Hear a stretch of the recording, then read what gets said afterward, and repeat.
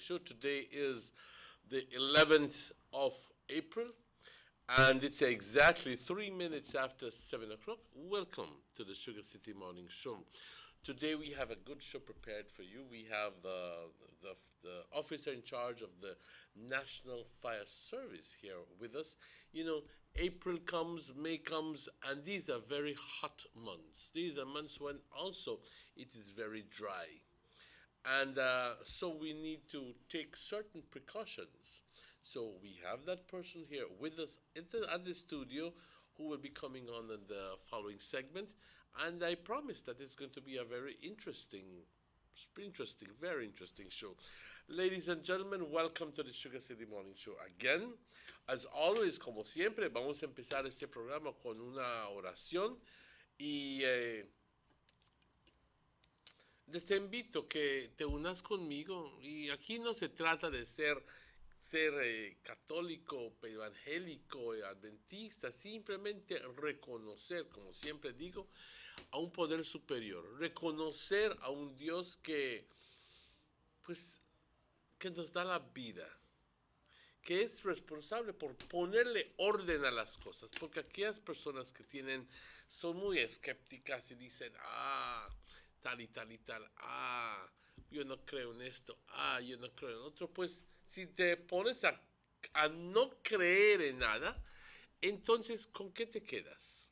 Un mundo girando sin propósito, sin orden, y también eso es difícil de concebir. Si te das cuenta que entonces ya no hay propósito para la vida, entonces ya todo cambia. Entonces, la conciencia del hombre le insiste, le dice que tiene que haber un Dios. Tiene que haber un poder superior que nos crea, que nos ama y que a quien, porque nos da todo el tiempo, le tenemos que agradecer, tenemos que reconocer y agradecer. Padre, te doy las gracias por todas tus bendiciones. Nos das la vida, la salud, las fuerzas para seguir adelante. Te pido que nos continúes bendiciendo, Padre, a todos nosotros, a nuestros familiares, compañeros de trabajo, nuestras amistades, a todos que se unen a esta oración en este momento. Gracias, Padre, por todas tus bendiciones. Y hoy te pido serenidad para aceptar las cosas que no podemos cambiar. Valor para cambiar las cosas que sí podemos cambiar y sabiduría para reconocer la diferencia entre uno y el otro.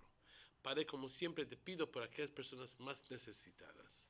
Te pido por los ancianos, los niños desamparados. Te pido por los enfermos. Te pido por aquellas personas que acaban de perder un ser querido. Confórtalos. Padre, y también te pido por todos nosotros, que tengamos un día exitoso, cuando todos podemos poner lo máximo, lo que tenemos, para el beneficio de la humanidad. Padre, te alabamos, te glorificamos y bendecimos tu nombre siempre. Good morning. If you've just joined us, it's 7 minutes after 7 o'clock. This is the general weather forecast. And this morning when we woke up about 5:30, when I woke up about, don't get ideas.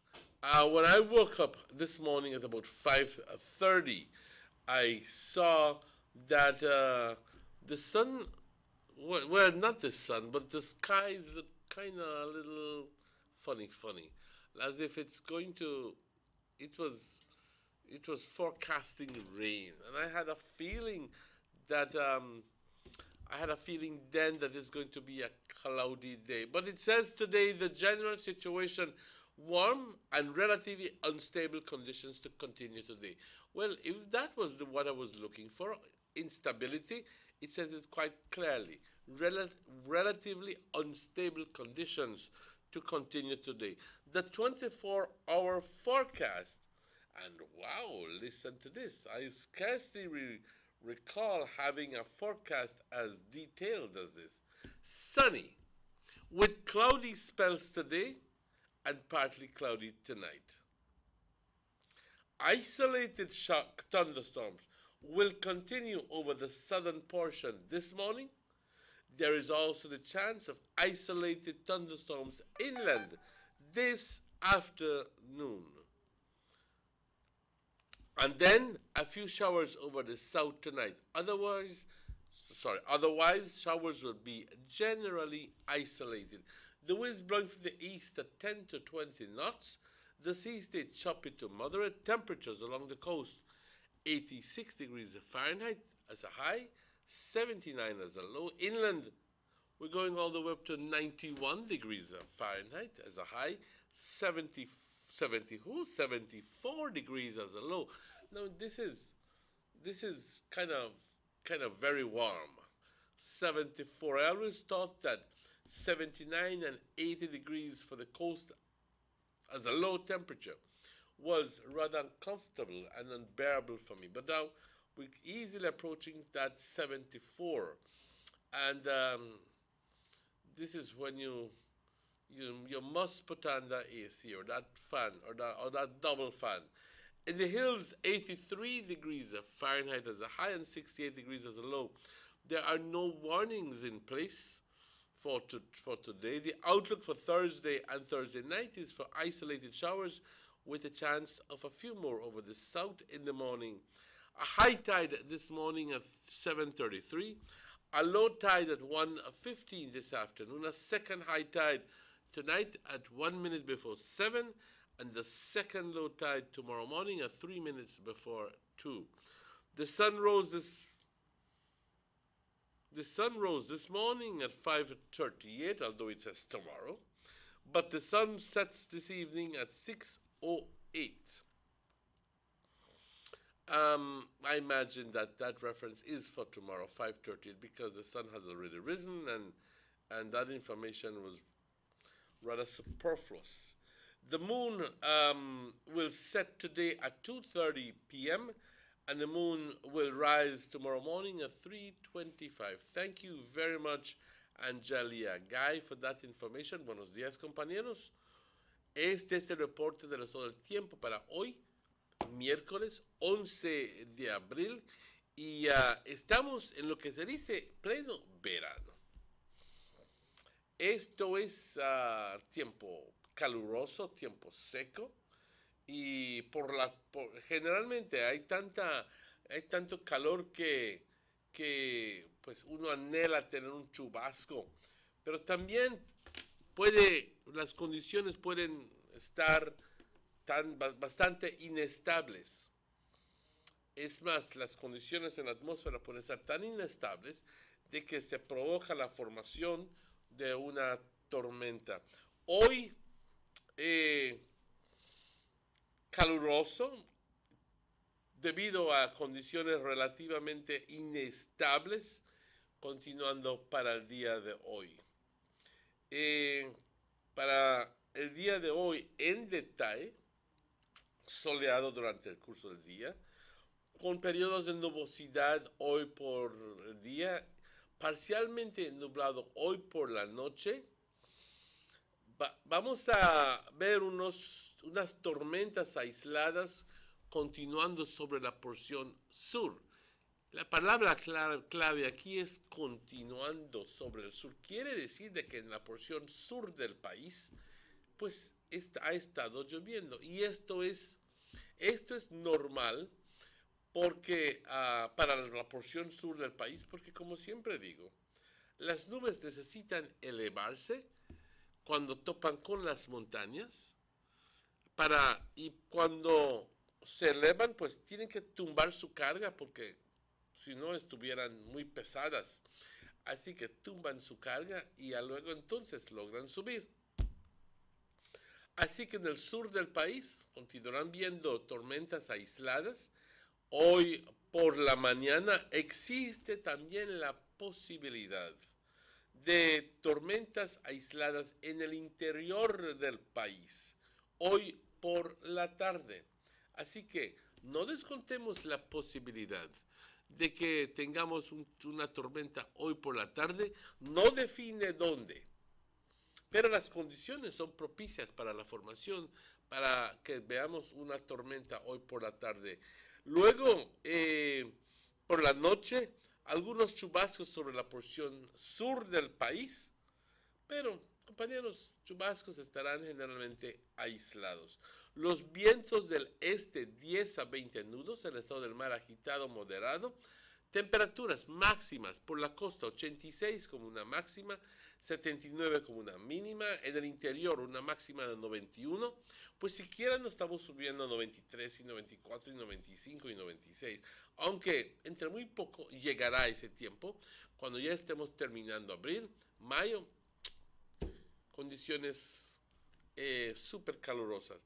Una mínima de 74 grados por la noche. Por las colinas una máxima de 83 y una mínima de 68. No hay advertencias en lugar. Y es tan irónico porque todavía en ciertas porciones de los Estados Unidos hace intenso frío. Pero ese frío no está afectando ni siquiera la porción sur de los Estados Unidos. En Florida hace un calor intenso. Y simplemente es para la porción sur de los Estados Unidos y no baja el frío enteramente. Obviamente por un sistema de alta presión que está situado sobre Canadá y la porción norte de los Estados Unidos y está trayendo ese intenso frío. Y la gente está cuestionando, bueno, ¿y qué pasó? Es abril y ¿por qué hace tanto frío? Y nosotros aquí literalmente rostizándonos. Se espera que mañana, jueves y jueves por la noche, tengamos chubascos aislados con la posibilidad de un poco más sobre el sur por la mañana. Una marea alta entre muy poco, a las 7:33. Luego una marea baja a la 1:15 hoy por la tarde. Una segunda marea alta, perdón, a las 7:01 hoy por la noche. Y una segunda marea baja mañana a las 2 de la mañana -3 minutos. El sol se oculta hoy a las 6:08, ya salió el sol. Y el sol sale mañana a las 6:22. Me imagino que ahora no nos están dando la información acerca de qué hora sale el sol para el día de hoy, porque pues a esta hora, cuando ellos dan el reporte, ya salió el sol, desde 10-15 minutos. Hubo el tiempo cuando el reporte sale a las 6:05 para las 6 y el sol todavía aún no ha salido. Así que entonces ese detalle se incluye en la información. La luna se oculta hoy por la tarde a las 2:30 y sale por la mañana, madrugada, a las 3:25. Muchas gracias, Forecaster Angelia Guy, por esta información. Agradecidos a todas las personas trabajando ahí en el Met Service que se unen compilando toda esta información para que personas como yo y otras personas podamos compartirlo con ustedes y que les mantengamos informados. Compañeros, quiero desearle un día feliz a todas las personas, especialmente a todas las personas que cumplen años o que tienen una razón para celebrar un aniversario o el nacimiento de un nene en la familia. Algo por el estilo. Ayer fue cumpleaños de mi hermanito, lo pasamos muy bien, gracias a Dios, y supongo que entre ayer y hoy tendremos una persona más dentro de la familia. Así que felicidades a todos. Un tantito de humor aquí, compañeros, porque siempre digo que muchas veces esa risa nos levanta el espíritu y entonces nos saca de todo lo que nos está atorando y manteniendo ahí por debajo. Pues este es un chiste y voy a utilizar aquí simplemente, y lo quiero hacer muy claro, de que simplemente estaré utilizando el nombre de un compañero aquí. Que el chiste es de que Chequi estaba yendo a la escuela y que le dijeron que Chequi, tú eres muy listo, quiero que me digas, ya me está amenazando, quiero que me des un sentence con la palabra defense and detail. Y que se pone Chequi a pensar y dice, the cow jumped over defense. Dice, first the head and then detail. Y la maestra lo sacó de la clase porque dice, tú no sabes nada. Un poquito... Es obvio que defensa y detalle, pero lo usó literalmente y dice primero first defense, primero la barda y luego entonces la cola. Un poquito de chiste aquí. Compañeros, vamos a una pausa, ya son las 7:19 y estaremos de vuelta con ustedes con más luego de estos anuncios. The sunny days are here, and whether it's for a picnic or in your kitchen, you need the meat. Gillette's Meat Shop proudly offers a variety of juicy cuts such as processed meats, ham, bacon, salami, longaniza, and sugar cure ham, just to mention a few. Enjoy our meats in beef, pork, and mutton. So for that healthy cut your family enjoys, visit us at number 18 San Antonio Road in Orange Walk from Monday to Friday, 7 a.m. to 12 p.m. and 1:30 p.m. to 6 p.m.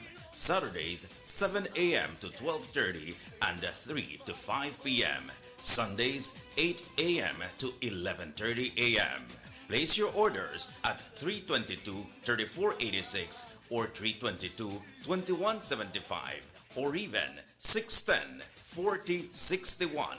Send us an email at derekgillett31@gmail.com. Gillette's Meat Shop, fresh and processed meats. Ay, qué rico. Everybody wants a clean and healthy family. That's why they purchase the best food products and the cleansing materials.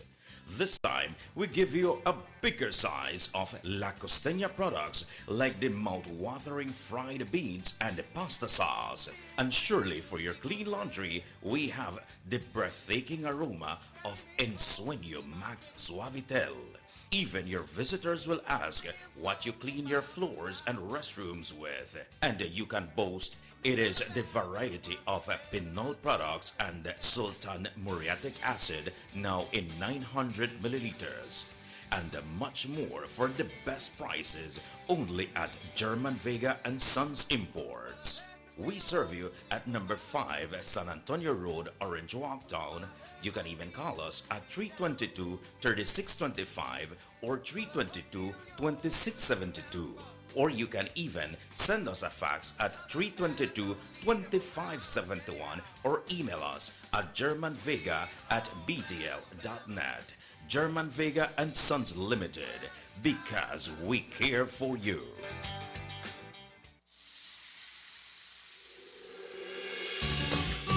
Why go anywhere else on vacation when an unforgettable experience awaits you right here in your own backyard? Explore southern Belize, home to the Cacao Trail, the historically rich Maya, and our illustrious southern heritage. Satisfy your sweet tooth with a cacao tour, relax by the river, or enjoy a basket weaving demonstration.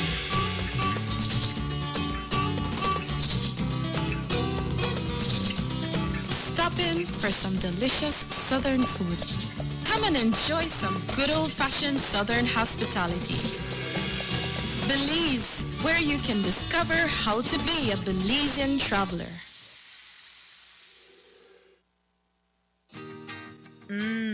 Freshly extracted local honey, perfect for today's dessert. And these locally produced onions, they are just the right size for my popular onion rings and hamburgers. And these cuts of sheep lamb, also grown locally, are just perfect for my succulent barbecue. When I think about my family's health, I buy local products first. After all, they are fresh and healthier. And if you do the same, you're shaping a brighter future for your community, your family, and yourself as local spending circles back to you. Remember, when you buy local products, you are building a better Belize. This message is proudly sponsored by the Food and Agriculture Organization, European Union, Ministry of Agriculture, and Belize Marketing and Development Corporation.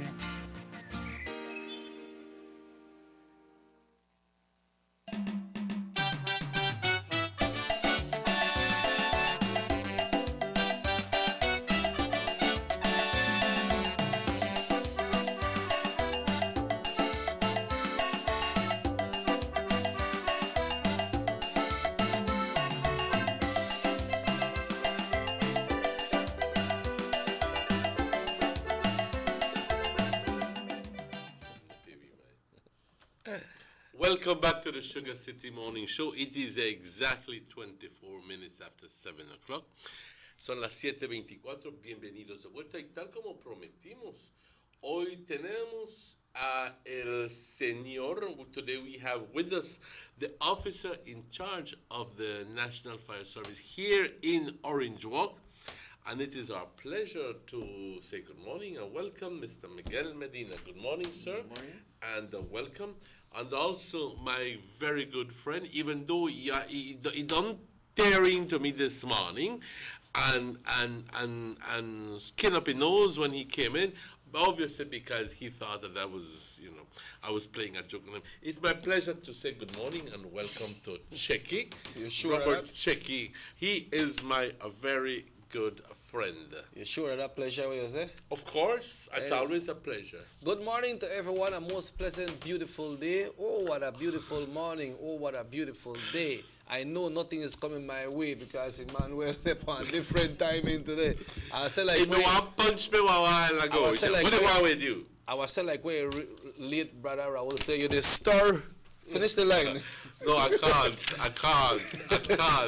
can't. But Emmanuel, this morning. But it's a pot. Yeah, this morning on a very, very sad note, I have learned of the passing of the husband of Miss Yolanda Young, Mr. Elgin. Oh, I understand he passed away sometime around Monday, around 6 o'clock in the evening. From Monday? Yeah. Yeah, we all know Mr. Elgin, right? Of course. And I know Miss Yolanda quite well. Yeah, but you know he was sick for a while, right? Yes, I know what she has. She always calls into the show. Yeah. Miss Yoli, please accept on behalf of everybody here at North Division Channel our deepest condolences at this point. There's scarcely anything that I can say at this moment that is going to make you feel any better, but please be comforted by the very fact that we're thinking about you and that we're sharing your pain. Believe me. And I know that you're a very practical person and you're real. And I know that you have your faith strong.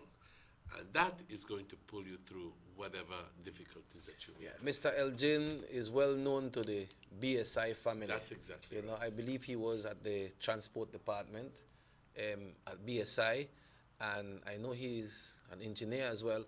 But Ms. Yoli want us to say also, Emmanuel, that nothing has been arranged as yet when it comes to funeral arrangements. Because many people are asking when will funeral be held, but nothing has been set yet because, they have children in the States as well. So as soon as we get that information, we'll be more than glad to bring it out to the public. Also, Emmanuel, this next person that passed away, Machi Guerra. I'm not sure what's his real name. These are the Guerras that lives on Guadalupe Street, on that little shop right front of Nahil Mayab. Mm-hmm. Yeah, Machi was sick for some time and he passed away. So our condolences goes out to the Guerra family as well. I grew up with them in that area, but God knows best, Emmanuel. God knows best. Yes, I know. But we have a guest in our midst today, Mr. Miguel Medina, who is the officer in charge of the fire service. Mr. Miguel, again, welcome to the show. We decided to bring in the officer in charge of the National Fire Service because Well, it's been a while since we haven't had a representative of the National Fire Service here. And believe me that it is very important that during these dry months, during this dry season, when fires are so prevalent, when at the end of the day we have so many bush fires, and also some bushfires leading into damage to properties, that is very important that we get first-hand information from Mr. Medina, who is the officer in charge. Again, welcome, sir.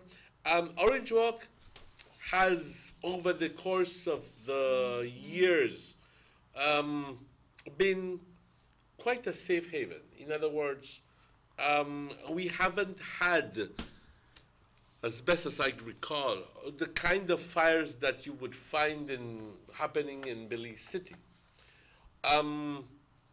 where 10, 12, 15 houses would burn down. Here in Orange Walk, as best as I recall, we have situations where perhaps one house would burn down, and thankfully, so it's only one property. Any observations as to why this happens? Well, I believe because the people is doing their part on it. They are being very precautious. They are being taking care of their properties. The structures are being changed from wooden to thatch roof to concrete, right? So concrete is very more safety. Fire tend not to spread so quickly than in our wooden structure. And two, because the town is being developed more bigger and lands are being cleared more often, which prevents of fire spreading. Like, for example, you are talking about bushfires, right? I believe that is the main point, that the town is being more safer now because the same public is doing their part along with the fire service. Obviously the congestion part would play an important role, because you find that in certain areas it is very congested, like through an alley, where at the end of the day you find 5 or 10 families living, and house after house after house after house, and then it's a cul-de-sac after that. It just, you don't go anywhere from there. But perhaps we don't have that kind of situation here in Orange Walk. No, I think the town council also is doing their part with this, because there's a system that is being carried on the town council, which we call the building authority, and that is trying to prevent those the type of congestions on the towns where people just tend to construct building. Something that has to do with the urban planning. Yes. And that's the problem, biggest problem in, like, for example, in Belize City and San Pedro, where people is just building rooms attached to the next one, and when one room is caught fire, all of those going along with it. Can't we surmise that in those areas the authorities are there as well, would that be an indicator that perhaps the authorities are not doing their job there, or is it that just people are it's just that was already in place when this system is bringing in, right? So, but that's easy to say. But as it is, as we're talking, it is continuing. It's continuing, but it's minimizing. Every year it's getting minimized. Are there?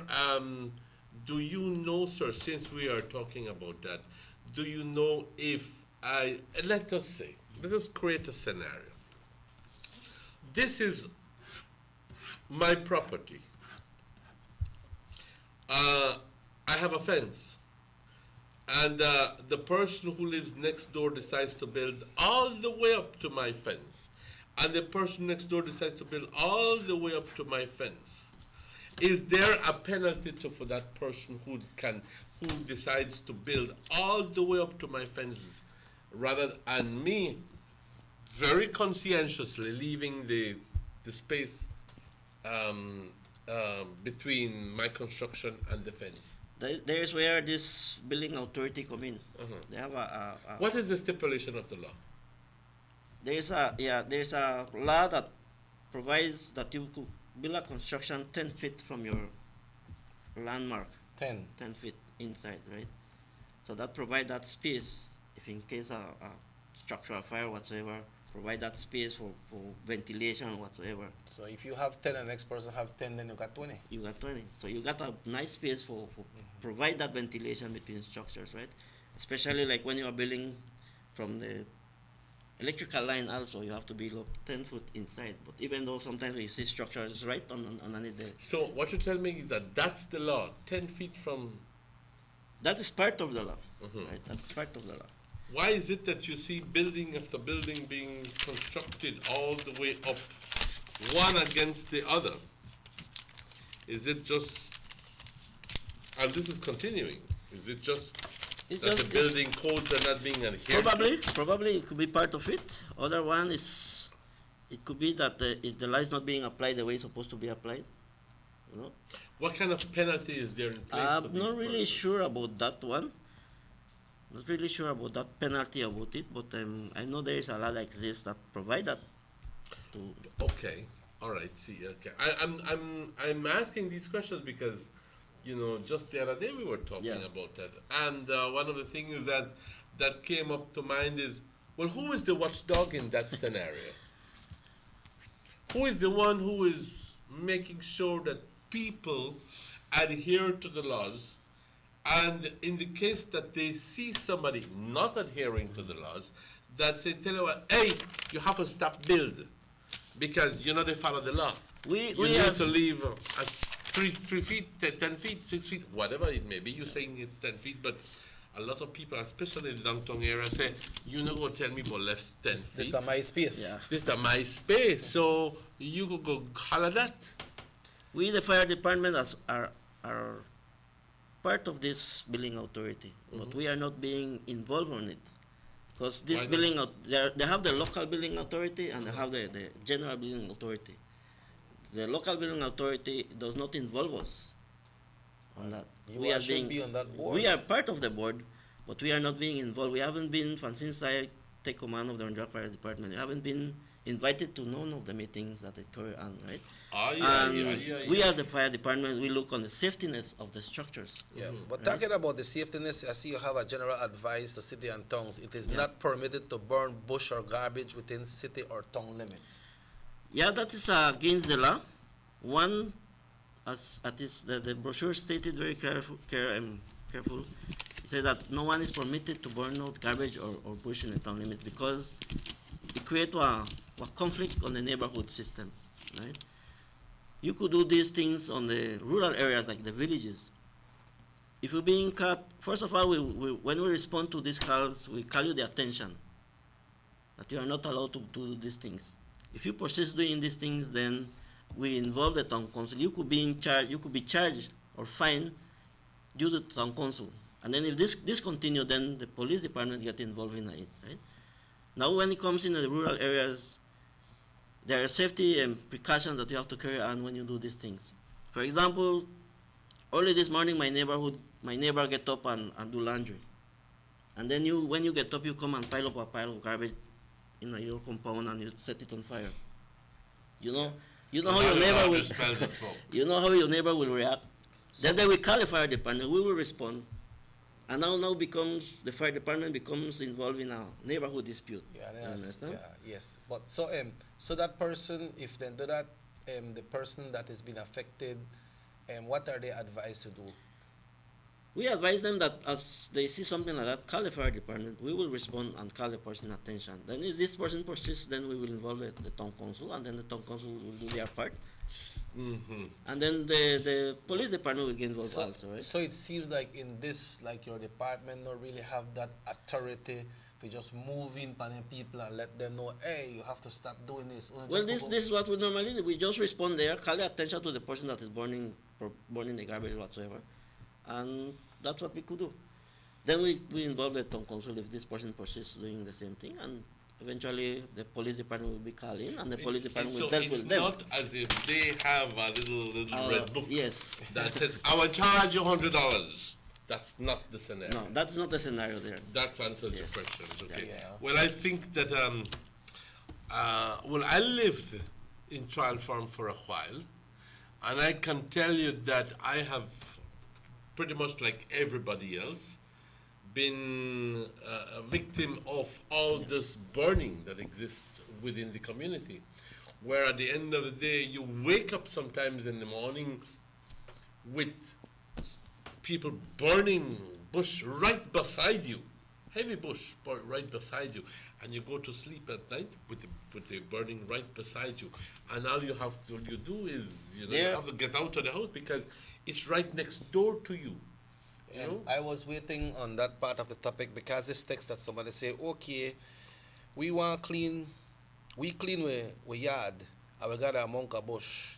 So if we not burn it, what we could do with it? What should we do with it? If you clean your yard, you could work along with the community, right? Because we know that people want to have their areas and clean. So what we normally recommend that before you do that, come to the fire department and ask for recommendations, first of all. Secondly, you need to talk to the neighborhood, right? You need to inform the neighborhood that you are planning to burn this and what will be the properly time to do it. So the neighborhood could know that, all right, this gentleman will burn this thing after lunch. So you know that the neighborhood won't put their laundry after lunch. I know. Secondly, what you do, you pile up your dry grass or whatever on small piles. And you have a bucket there or a hose connect there, and then you set it on fire, and somebody have to be there monitoring that fire. And try not to do it on a windy day, right? That first of all, because the wind is the one who tend to blow the hot ashes or whatsoever. And that what start to create this fire to start to spread more rapidly. And it will cause fire for people's house because Yes, I of say course. like you say especially some of the rural areas that you're not supposed to place nylon screen on the outside. So if then they go, it could cause fire through the nylon screen. Yes, of course it could cause fire because remember these ashes are very hot. And when the wind blow it toward the screen there, it might catch fire, and eventually you will be causing a damage to a property. Then you will be charged for that causing of that damage of property. So you have to be very careful how you set fire on grass or bush or garbage whatsoever it's burning. You know. So it is illegal it is not permitted to burn bush or garbage within city or town limits. Now when it comes to the rural area, does that go for the rural area as well? It applies in a certain way, but it is more or less you could do it with precautions. Right? There are certain precautions you have to take on the rural area, like the brochure said. If you're going to burn, like for example, let's talk about the town limit skirts. There are a lot of high bush surrounding the Orange Walk town. And people tend to burn these high bushes to clear behind their houses. Sometimes people go out, you left your house, you go out, and this person just come and set fire to this high bush. You are unaware that this is burning. Your neighbor call you, then you start to worry. Then you start to call the fire department. You create one alarm that something might be happening to your structure. So we have to, fire department respond. And when we respond to an area, what we want to ask to the public that when you call a fire department, give the correct information of the area where this fire is happening. So we could respond to the correct address. Many times we have received calls where people calling for a certain area, and when we respond there, we cannot find the fire if the fire is occurring on another area. Right? So that creates one. That presents a challenge to you. It's a very big challenge. Because many people would call in just to say, tell us about fire by BSI, and not realizing that, well, we have two areas of BSI. We have the factory, and then we have the BSI field around here, Orange Walk. So it's also imperative that you, who is answering the phone, say which part of BSI. So it's people need to be straightforward with the information, saying if it's by BSI, well, by BSI field, or by BSI factory, but the best thing to do is to give the name of the street. Yep. A lot of people don't know the name of streets, Huh? A lot of people don't Some know the people name just of the streets. call giving the area, and then the next most important thing is that with the fire department, when we receive the call, we ask the information. We want to know if the bush fire that is happening or whatever is burning, what it is burning. If there is a bushfire, we are calling for a report of bushfire. We want to know if this bushfire really the threat was structure. You know, because when it really the threat was structure, sometimes we get another call coming after your call, and we want to give priority to the fire which can create Damage to something, right? So if you call me first and you tell me there's a bushfire on around BSI football field, and then this gentleman called afterwards and said me there's a bushfire on Pasadita area, but it's getting very close to a wooden structure. Yeah, obviously your priority would be to close to the one that the wooden structure. But then I respond to your one because your call was the first one. And when I reach to your area, the fire is there, but it's not. And that is nothing, that right? is general situation when people say, "Oh, and the fireman it take long to come, Mr. Man," and it take all. Well, obviously because somebody else. Do you get prank calls? Oh man, a lot. We normally go. Sometimes we get calls that it's a house fire. We respond like crazy with the truck with sirens and everything. Sometimes we can be involved in an accident, and when we reach to the area, we can't find the structure on fire. What do you do in that kind of thing? Do you normally pass on information about who the the number that called you to the police, so that they can those call calls normally they use the 911, which is very difficult to trace them. So the persons who do that, they know how to do it, but they need to know that this is against the law, and the police could find out that, because they just need to call the communication company and find out the number and everything. Since all the numbers are being registered now, they could really find out who, and they could be charged for that. Why would somebody do something like that? Oh, but that's exactly why it's a prank call, because people are idle sometimes, but they don't realize the damage that they're doing. Yep. Yeah. Because so much so that I know of a situation where after about 2 or 3 prank calls, there was a real fire. Mm-hmm. There was a real fire, and the policemen were very skeptical. The fire service people were very skeptical about attending to the call, and they said to themselves, "It's another prank call." When in reality, it was not a prank call. It was a real call. It was a situation where the people. So we're advising people, please don't mess with that. I call in prank calls because hey, life is a thing and a half. It can turn back right on you one of these days. But you all not take no call as prank calls, true? No, once it's a call, we have to follow it. We respond like if a real scenario. Now when we reach this prank call could cause a lot of damages. It could cause us to be involved in an accident. It could cause we involved with another person, maybe crossing the street and we are driving, So people who are doing this call, we recommend to stop it, first of all.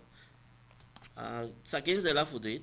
You can be involved in a big problem sake of just doing a call. Going back quickly to that scenario with the fires within the town limit, I do know that people still burn fires within town limits, and and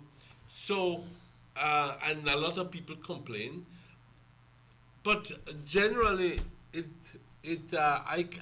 I know that some people who have these fires within their yards are people who they normally look out and say, "Tell you what, watch the fire until it." Others don't, but others, the neighbors in some cases saying, "But the way this man they do is wrong because this is within town limits." What kind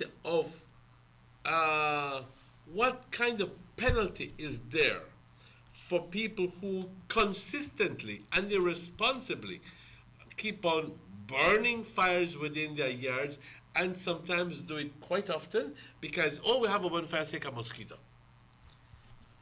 First of all, like I mentioned before, there is not really a fine set for that. But like I mentioned, that if this person is burning this, the first call that we get, we go in there and we go call him the attention.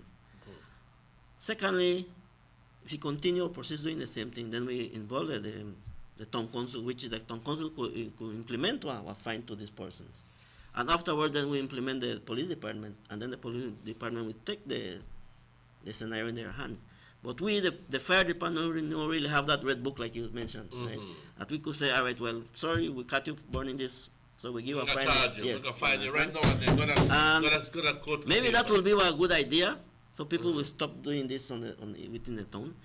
Secondly, our main problem is some people are happy that these things happen, but the way they do it, because most of the calls that we get because of the smoke, the smoke going inside the building and well, me baby the asthma, the cough and have a care on with a doctor. And you got asthma or things like that, and it's very bothering. It's very bothering, yes. And that's why a lot of people call us when neighbors are doing this because of the smoke that is bothering them, and that's why we recommend that before you do something like that, you need to talk to the neighborhood. We need to go on a break, Pat. But before we go on that break, I just want to quickly put you on guard to the following question. Ever since I was a child, I recall big fires across the river, and even on this side of the river. Savannah's burning down. I can recall it popping, and a huge amount of smoke would pour into, literally, cover the entire Main Street area, Notre Benque area.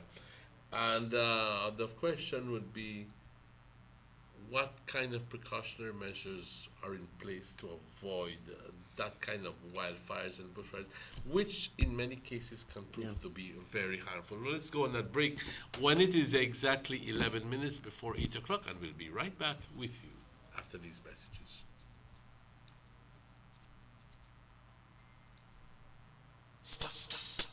They see you and how you're living. Always a star.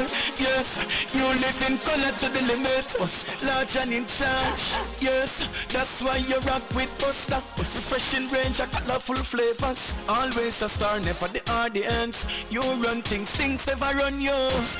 Yes, you are the life of it, not just a part of it. Your life is never black and white. Live in full color. Buster. Residents of Dangriga now have their very own brand new modernized multi-purpose complex, compliments of the government of Belize. This $3.5 million investment in the cultural capital will host sporting events, cultural events, and shows, and can double as a hurricane shelter. Features include seating for 1,000, a fully FIBA certified wooden court, locker rooms with full bathrooms, a stage and changing rooms backstage, concession stands, office space, and ample parking. The government of Belize, moving Belize forward. A fast and reliable internet connection is crucial to the success of any business. That's why we at Pink Boutique chose DigiNet. Not only is it affordable, but it is service we can depend on to keep our business running 24/7. Plus, our DigiNet business plan allows us to stay ahead of the competition. For only $99, we get a dependable fiber connection at super fast speeds. Visit your nearest BTL office and ask about how DigiNet can enhance your business today.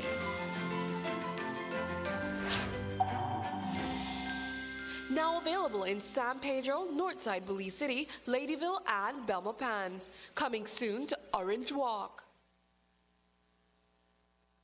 The Philip Goldson Highway between Belize City and the Philip Goldson International Airport is getting a major facelift to the tune of $31.5 million.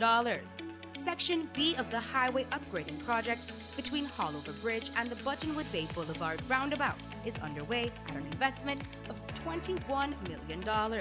Works consist of the full rehabilitation of the road to paved standard, which includes the widening of the road to 4 lanes, lined sidewalks and drains, wide shoulders, median, and parking, plus a bus lane at designated sections of the road. LED road lighting will be installed along with road safety features such as signs, reflectors, and road markings. The project will also facilitate in the improvement of underground infrastructure for the public utility companies. The government of Belize, moving Belize forward. 6 cylinders to pure potential and better performance. It looks like it vibrates. You think it could be the horsepower? With a quart of oil and the calibration of the injectors, it will start to get the washers again on the street. We take a motor to its optimal level. We speak machine, Rush France, making the world function. Authorized agent, German Vega & Sons. Telephone number 322-3625. Email germanvega@btl.net. Mejores prácticas en la cosecha de caña de azúcar. Es recomendable realizar la cosecha en el momento ideal, cuando la caña de azúcar ya está madura, así va a recuperar la mayor cantidad de azúcar con la mejor calidad. Existen varios métodos para determinar la madurez y calidad de la caña a ser cosechada. Síntomas visuales para determinar la madurez de la caña de azúcar son: las hojas se vuelven amarillas y se secan. Se reduce el número de hojas activas a 5 hojas o a menos. Los entrenudos de la parte superior se acortan. En algunas variedades tempraneras, la floración es un indicador de madurez. Midiendo el Brix del tallo para calcular el índice de madurez, es decir, para asegurar si la caña ya está madura. El Brix del jugo en la caña de azúcar tiende a equilibrarse a lo largo del tallo, una vez que llega a su madurez fisiológica. Con un refractómetro de mano se toma la muestra. El Brix superior se toma en el entrenudo que corresponde a la hoja más 7, y el Brix inferior se toma en el segundo entrenudo sobre la superficie del suelo. El índice de madurez es la relación entre el Brix superior y el inferior expresado en porcentaje. Por ejemplo, si el Brix superior es 18 y el inferior es 20, el resultado expresado en porcentaje sería de 90%. Para que una caña se considere madura, el resultado debe estar entre el 85% y el 100%. Análisis de la caña a nivel de laboratorio. Con este método, es necesario colectar muestras de tallos de caña para extraer el jugo. Luego se analiza en el laboratorio para determinar el POL, pureza y Brix. El POL es el contenido real de sacarosa presente en el jugo y es determinado a través de un polarímetro. La pureza aparente se refiere a la relación entre el POL y el Brix del jugo expresado en porcentaje. Una caña lista para cosechar debe tener valores entre el 81% a 100% de pureza. Entre más cerca al 100%, más azúcar se recupera. Una vez determinada que la caña está madura, se procede a la cosecha. Se recomienda realizar la quema en horas que presente el menor riesgo a quemas accidentales. Sin embargo, la cosecha en verde es lo ideal. El corte de la caña se debe realizar al ras del suelo, para aprovechar los entrenudos inferiores donde se encuentra la mayor concentración de azúcares. De este modo, aumenta la producción y el rendimiento de azúcar por acre. La caña debe acomodarse en bultos para facilitar el alce y minimizar el porcentaje de materia extraña, tierra. El bulto debe ser del tamaño del agarrón de la alzadora para evitar el uso del empujador o piler. El despunte debe hacerse en una altura adecuada para así eliminar los entrenudos superiores inmaduros, al igual para no dejar caña moledera en la punta. La caña debe de estar lo más limpio posible, libre de hojas, raíces o lodo, conocido como materia extraña. La cosecha se puede realizar de 3 maneras: cosecha manual, semi-mecanizada o mecanizada. Cosecha manual: corte y alce manual, jarochado. Cosecha semi-mecanizada: corte manual. Se acomoda en bultos que posteriormente son alzados al camión o tráiler por medio de máquinas alzadoras. Cosecha mecánica. Este ha tomado auge. Es la cosecha utilizando las máquinas cosechadoras. También reduce el costo total de la cosecha. La caña debe ser cosechada y entregada al ingenio lo más pronto posible a partir de la quema. Debe ser a menos de 36 horas para asegurar la mejor calidad. Durante el transporte del cañal al ingenio, se recomienda asegurar bien la carga usando varias fajas o cadenas para evitar la caída de caña durante el transporte. Al momento de registrar su viaje en la caseta, asegúrese de recibir su boleto del oficial encargado para que su producción se registre en el sistema de información de la industria. Estimado cañero o cañera, implementando mejores prácticas en la cosecha y transporte de la caña de azúcar para maximizar la producción de azúcar y de la mejor calidad posible. Este resultará en una industria eficiente, de menor impacto al ambiente y sustentable, asegurando mejores ingresos para todos, y así mejorar la calidad de vida de las familias. Una industria impactando la vida de todos.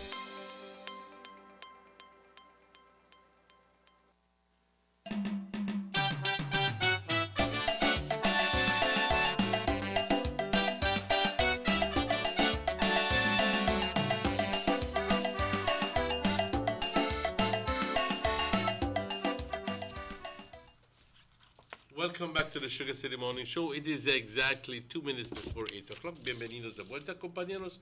Aquí con el jefe de National Fire Service, el señor Miguel Medina, y te voy a invitar a platicar tantito en español para el beneficio de la gente de habla hispana, que también pues necesita saber acerca de estas precauciones, porque compañeros, estamos en pleno verano, cuando tenemos el sol caliente, tenemos el viento fuerte y poca humedad. Estos son tres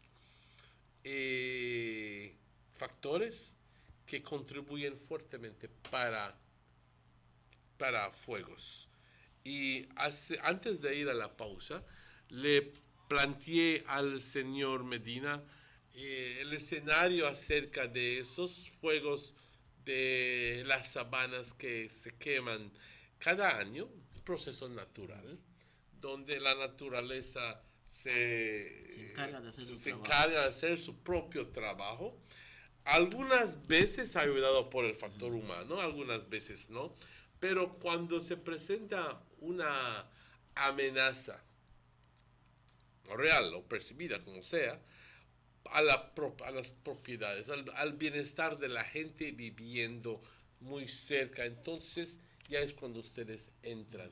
Pero, ¿qué son las mejores precauciones que tú le podrías decir a las personas que viven en esas áreas o que tienen fincas ahí cerca para tratar de evitar estos fuegos?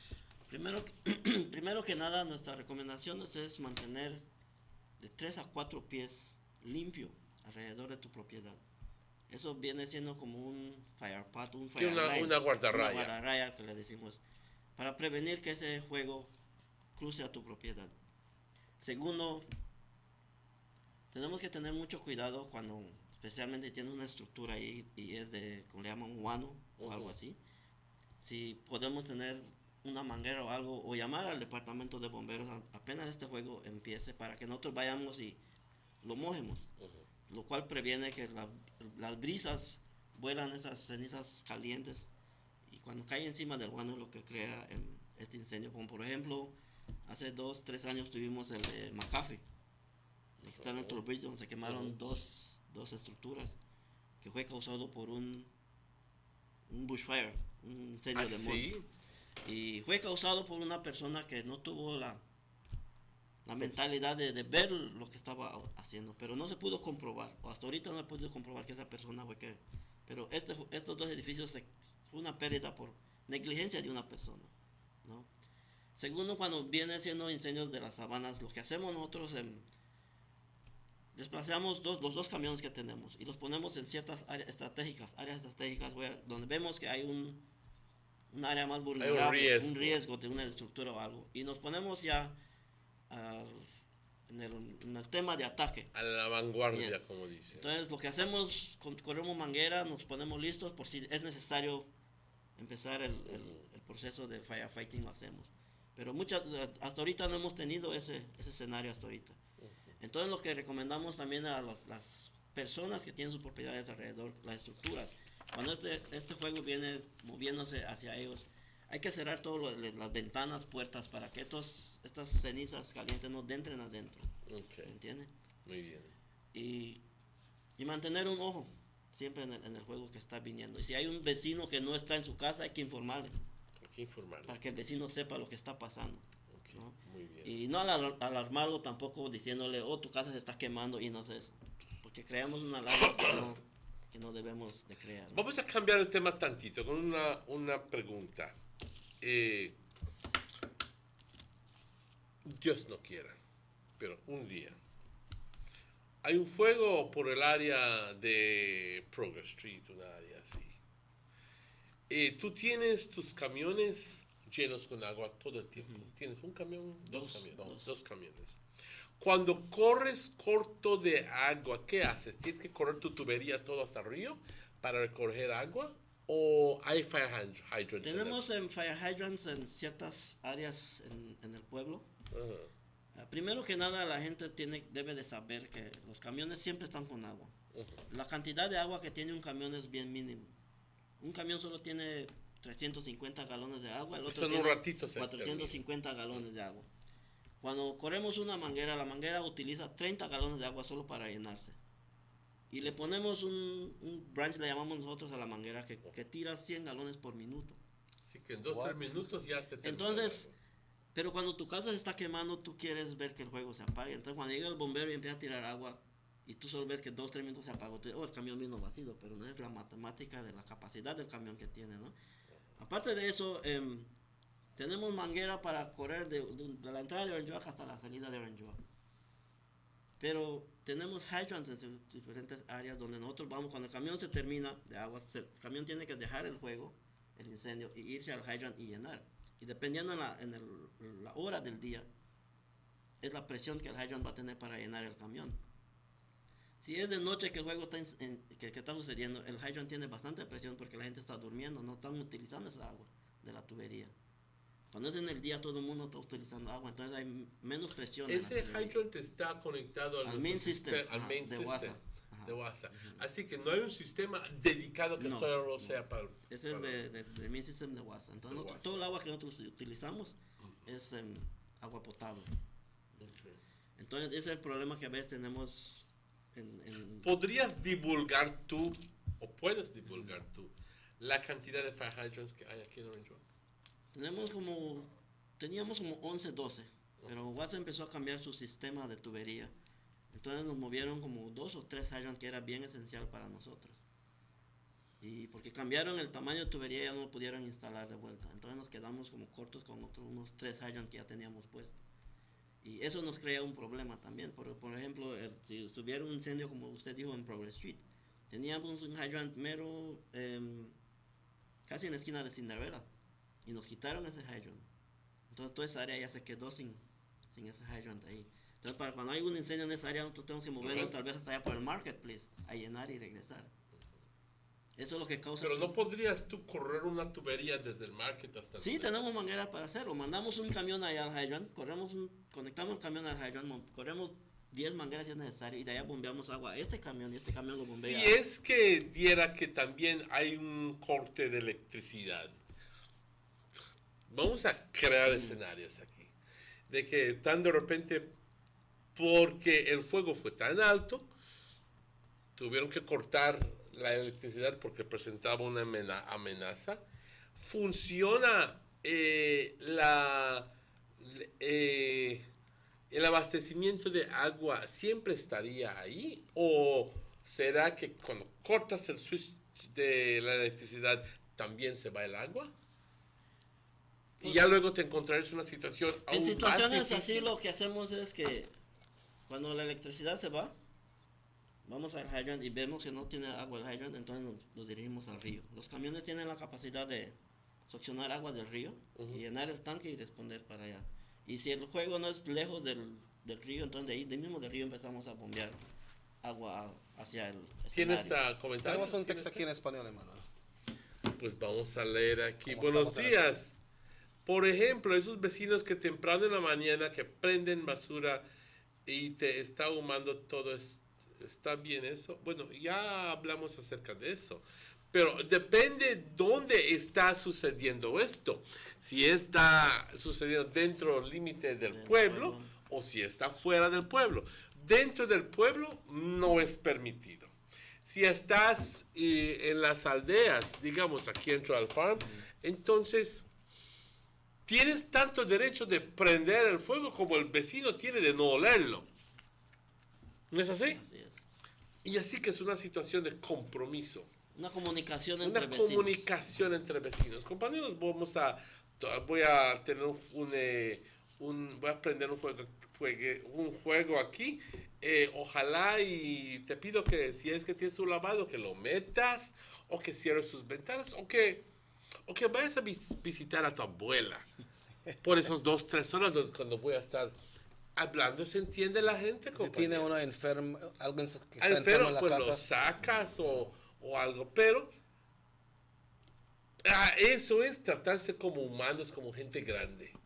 Yeah. What would you like to see people do, and what would you like to say to them when the fire department is called to a fire?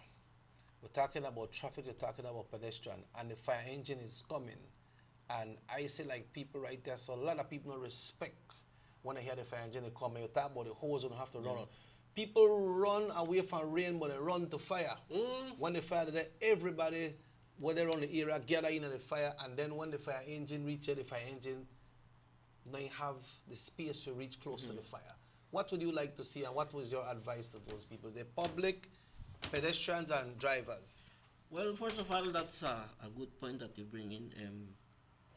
Every time we have that problem when we're responding to accidents, to fire, or whatever type of emergency we respond, because the public doesn't have that respect to the siren itself.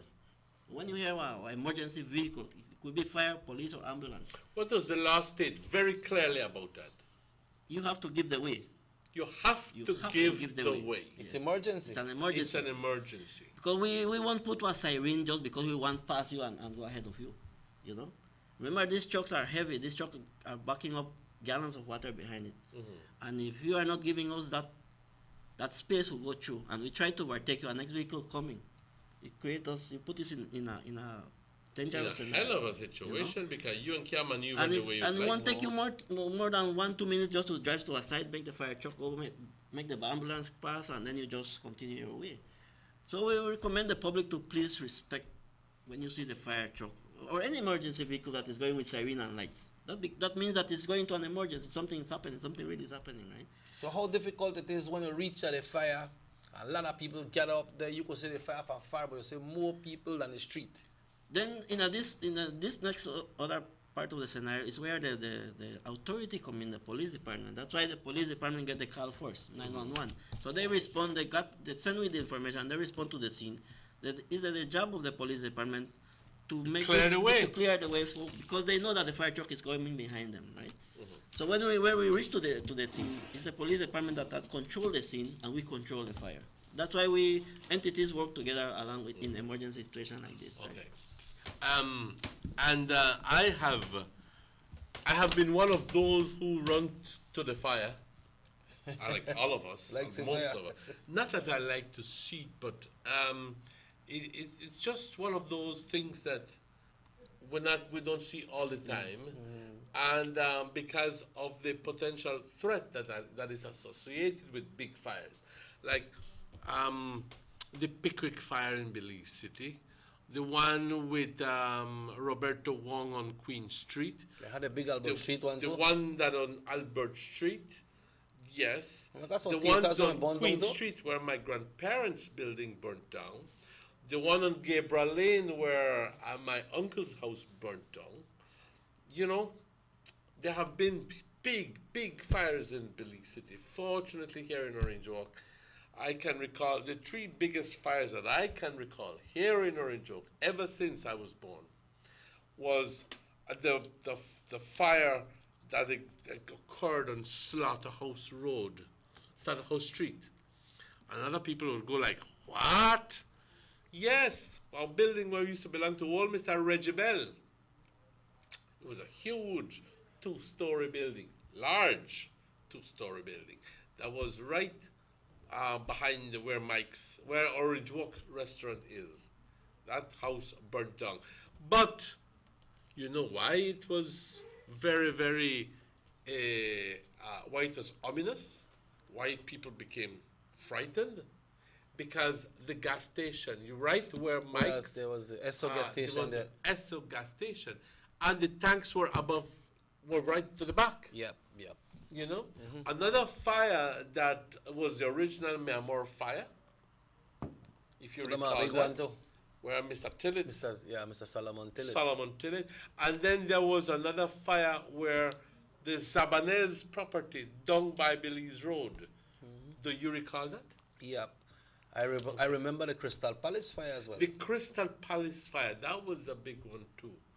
And we have had situations where even, right smack downtown, where the theater burned down. You know? Yeah. But as we continue to our discussion here this morning, so at this time right now that we're very high season when it comes to fire. I don't know if fire got high season, but we see that Belize City, the PG and Stan Creek, a lot of houses burned down. Orange Walk, we're lucky that not happen. So we have all of this breeze, the blow, people they come outside, they do their barbecue, then do the little campfire and so. You know, people want to do the little thing, they want to have fun and so. The winds have anything to do when it comes to like creating or causing fire as well? Yes, of course, because the strength of the wind, like when you're doing your barbecue and the wind and the breeze comes strong, it ignite that fat that is dropping from the kitchen to the barbecue and cool, right? Because and the direction of the wind is even more important. To do also. So that's why we recommend that you don't do no kind of burning of garbage or bushfires on a windy day, right? Because that is a factor that creates that rapidly spreading of the fire. If the wind, if you have houses here, and the fire is here, obviously if the wind is blowing this way, these houses will not be threatened. But if the wind is blowing contrary, then all that community. And then we have to bear in mind that the wind changes direction often, right? So not because the wind is blowing this way when you light the fire, that means that this way will continue. Remember, the wind change direction and could blow the next way, which you. One of the other scenarios that we have in the town itself is people having fire hat, right? We're having some problems where the neighbors are calling because this person is using a fire hat and it's creating a lot of smoke. And there is something that we cannot stop a person from cooking his food on a fire hat, but we recommend that if you have a fire hat, try to create some kind of chimney to direct the smoke upwards. Instead of just allowing to burn and then that smoke going towards your neighbor.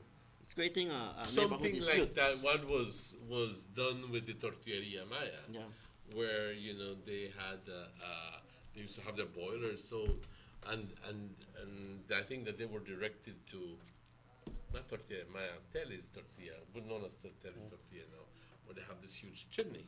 Am I right? Yeah. To direct the smoke out of the neighborhood. Out of the neighborhood. But we need to go on a quick break. It's exactly 8:15. Son un cuarto después de las 8, pero tomamos una pausa rápidamente y estaremos de vuelta con ustedes porque estaremos hablando acerca de el concepto de voluntarismo, porque eso es muy importante para el servicio, para el National Fire Service. Vamos a esta pausa y estaremos de vuelta con ustedes.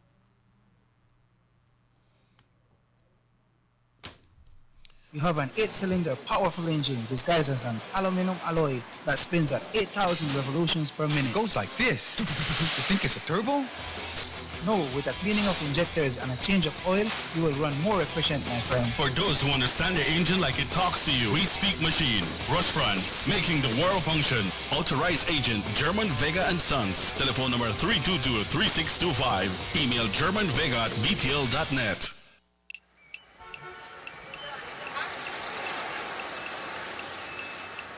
Everyone needs a getaway. Why not make it in your own backyard?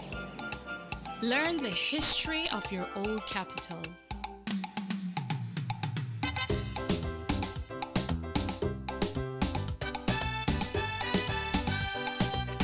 Or venture out on a road trip to experience the village life and be captivated by nature's wildlife, culture, and food.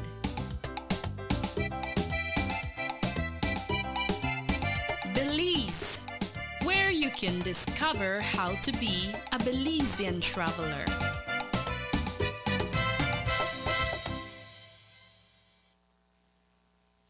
Maintaining steadiness, consolidating stability, advancing growth. In the Capital 3 budget, provisions of over 43 million have been made to finance the following key infrastructure projects. Continuation of the upgrading of the Hummingbird Highway, $11 million. Continuation of the Belize Southside Poverty Alleviation Project, $4 million. Commencement of work on the upgrading of new sections of the George Price Highway, including the construction of a new double-lane bridge at Roaring Creek, $13 million. Commencement of work on the upgrading of a new section of the Philip Golson Highway, $5 million. Commencement of work on the new Airport Link Road, joining the access road to the PGIA, joining that with the Western Highway, $3 million. Commencement of work on the new Hallover Bridge, $3 million, and commencement of work on phase 1 of the Caracol Road project, $4 million.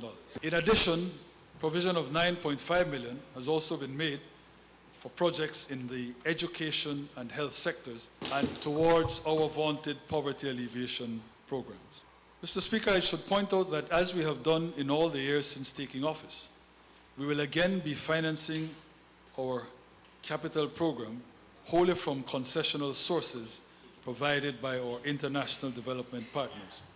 We will not be borrowing any funds on commercial terms. These are the investments that will continue the transformation and continue to bring the jobs to lower even more the unemployment rate and lift lives and the economy.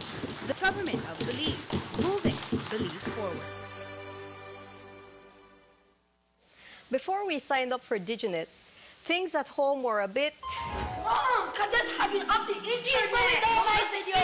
Who's sick? Fix it, fix it. chaotic when it came to the internet. But since we signed up for DigiNet, fiber optic internet for your home, everything has been going awesome. Everyone can be online at the same time, consistent and reliable speeds, no more fighting for internet. It's a mother's dream. It's so affordable. I got a 20 megabyte plan for only $169 monthly. Plus, it comes bundled with a free postpaid plan and free home phone service. We're saving over $200 monthly. It's an unbelievable deal. Perfect for families. Trust me. Visit your nearest BTL office and ask about DigiNet today.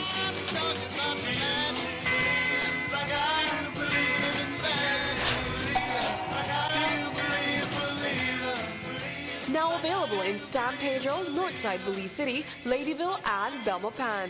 Coming soon to Orange Walk. Give me the real milk, the #1 milk, Dano milk, then love Dano milk. You can whip its cream for Dano milk, it is real, yes, Dano milk, then love Dano milk. All over Cayo and in San Pedro, Dano milk, then love Dano milk.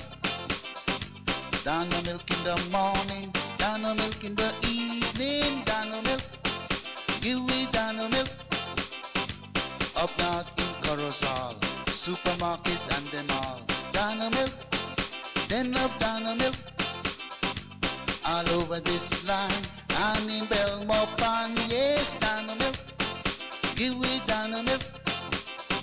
Say in Dangriga, down south in PG, Dano milk, then love Dano milk. You can hear this talk, cause it's in Orange Walk, yeah, Dano milk. I love Dano milk. Dano milk powder, probably the best milk powder in the world, Dano. The San Ignacio-Santa Elena Bypass project is now complete. The transformation began in 2012, and now residents of the Twin Towns and visitors alike are enjoying the end result. Works include the full pavement of Lamalus Boulevard, along with 2 miles of sidewalks and drainage, LED lighting, and a roundabout at the entrance of Santa Elena. The Twin Towns now boast the longest and widest bridge in Belize, immune to flooding from the occasional rise in water levels of the McCall River. A bypass road was also built linking the new bridge to Joseph Andrews Drive, which was rehabilitated, as well as 1 mile of pavement, a median, and 2 miles of sidewalks and drainage. This was all done to the tune of $34.8 million. But that's not all. The project was extended due to savings from the successful execution and implementation of the initial scope of works. Now over 2 miles of additional roadworks will commence, including George Price Avenue, Liberty Avenue, and the George Price Highway between Three Flags and Hawksworth Bridge. The government of Belize, moving Belize forward.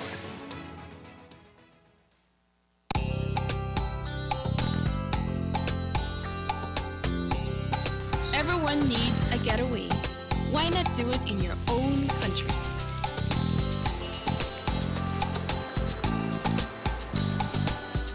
Sun, fun, and relaxation are just a short distance away.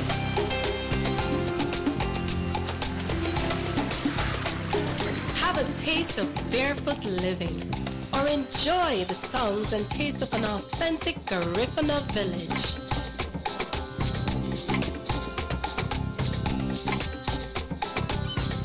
Allow yourself to be swept away by Southern hospitality and living. Escape the hectic world and enjoy a beautiful sunset. Belize, where you can discover how to be a Belizean traveler.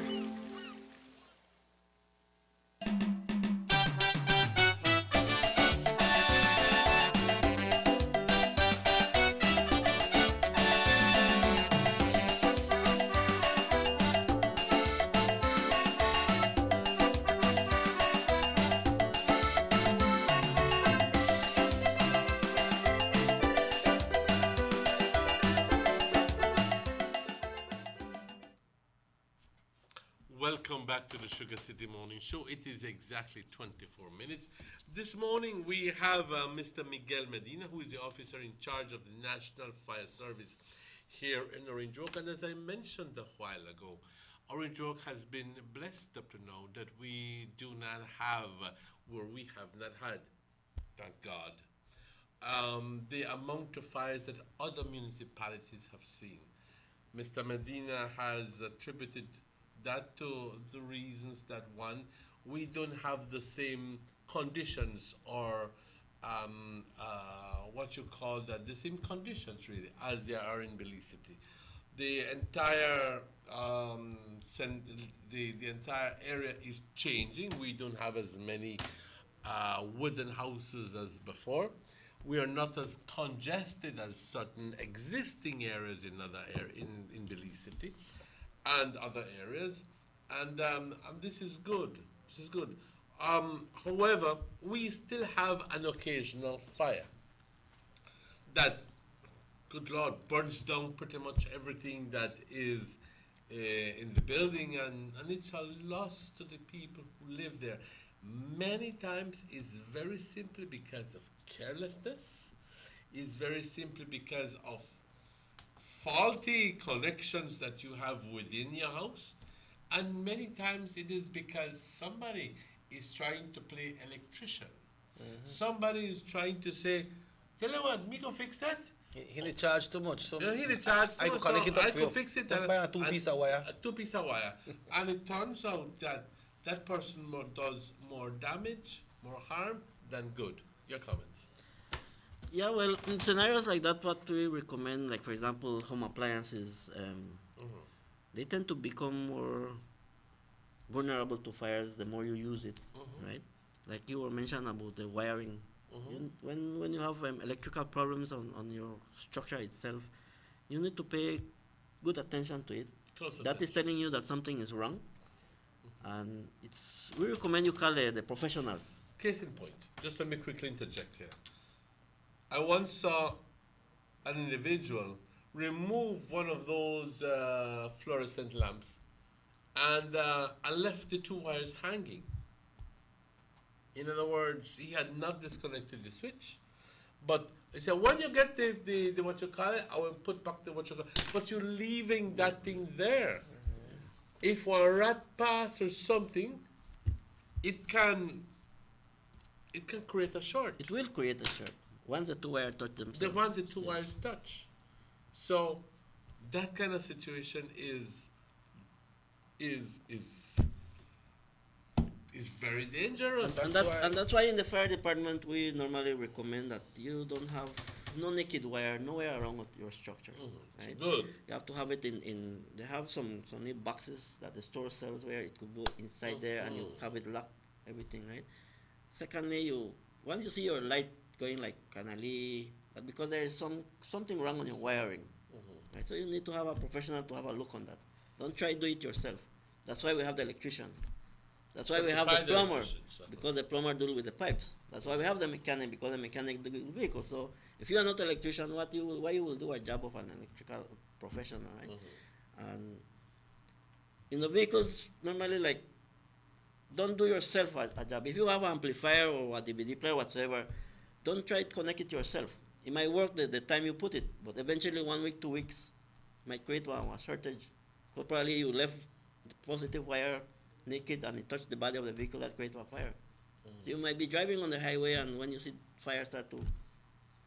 So not only on that, we also recommend that you get one extinguisher also, or fire extinguishers. For your vehicle? For your vehicle and for your house also. You could have one extinguisher when you're going out to a trip, you grab your extinguisher from your house and you create it in your vehicle. This is an excellent